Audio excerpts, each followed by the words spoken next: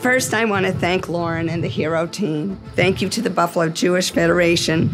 Thank you all who donated to this beautiful mural. And most especially, I want to thank Nandor Forgach for really being the force behind this. He was remarkable. So thank you, Nandor. And I want to thank you all for being here. What an honor this is for my family. What an honor it is to be here at Roswell Park, the place where my mother, a research physician, spent a good deal of her career. Thank you so much. I am truly overwhelmed, I have to tell you. Standing here on Holocaust Memorial Day, I wonder how my mother would feel about this mural. I think she'd be very uncomfortable drawing so much attention to herself. She would say she was no different than any other ordinary person. Like many mothers, she struggled to balance career and family life. Her career as a physician was important to her, a way to be of service to humanity. And being involved in the Buffalo community was also extremely important to her, her way of giving back to the community that had welcomed her, enabling her to build a new life. But no matter how busy she was, she always put my father and her 7 children first. And we did not make life easy for her, trust me. She was there for us at school and extracurricular activities. She supported our interests and our goals.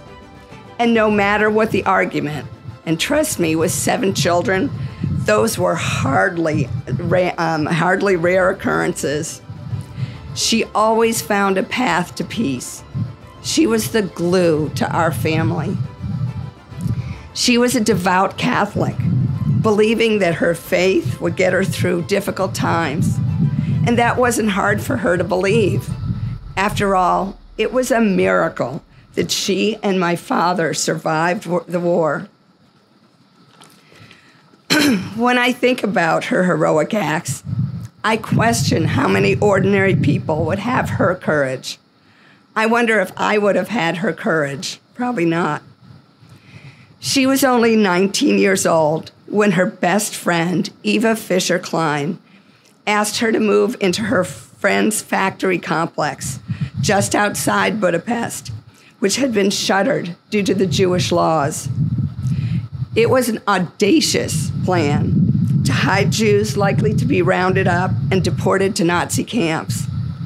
My mother hid Ava's family, Ava's boyfriend, a rabbi who later became the chief rabbi of Vienna, his whole family, the factory owner and his family, and numerous others. We don't really know how many. For 9 months, from May of 1944 to February 1945, she faced terror, hunger, and cold. Almost daily, the Aerocross, the Hungarian Nazis, demanded to search the factory complex. She had to be the calm hostess, showing them around.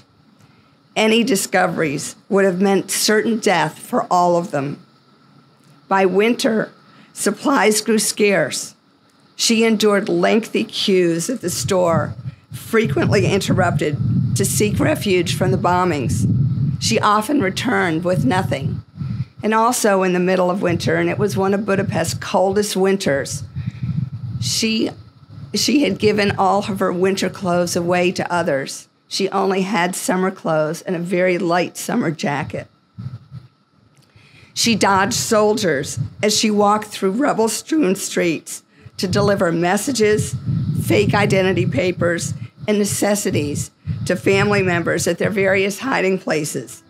She was the life-saving thread that kept them connected. It was years after she was honored as a Righteous Gentile, years after I had started to piece together the mysteries of my parents' lives, that I learned something else. I learned that among those she hid, were my grandmother and my father after he had escaped from Nazi labor camp. Without my mother's courage, I would not be here today. My 6 siblings would not exist. We are a testament to her bravery and humanity, to her determination and defiance in the face of injustice. By August of 2006, when my mother was honored as Righteous Among the Nations, Alzheimer's had taken her away from us. I don't know how much she understood about that day and about why she was receiving so much attention. My father gave my mother's acceptance speech. After the ceremony, reporters hovered around her. In response to one reporter's question about how she found the courage, she replied, "I did what any decent human being would do." And for that fleeting moment, she was back, the young woman who had risked her life to save others, who believed she had no other choice because that's what decent human beings do. Alzheimer's could not erase that.